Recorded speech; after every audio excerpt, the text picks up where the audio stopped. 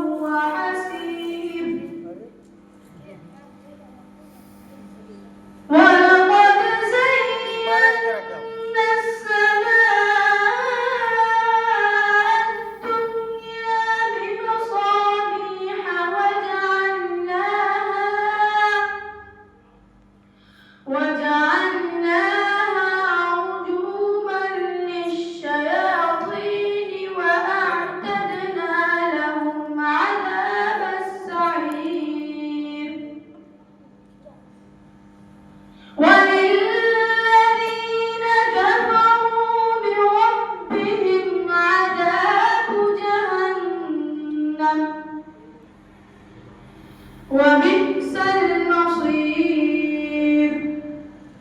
إذا ألقوا فيها سمعوا لها شهيقا وهي تفور تكاد تميز من الغيظ كلما ألقي فيها فوج سألهم خزنتها ألم يأتكم نذير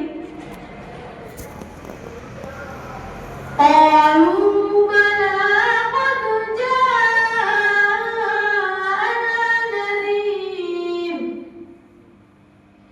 فكذبنا وقلنا ما نزل الله من شيء إن أنتم إلا في ضلال كبير وقالوا لو كنا نسمع أو نعقل ما كنا في أصحاب السعير فاعترفوا بذنبهم فسحقا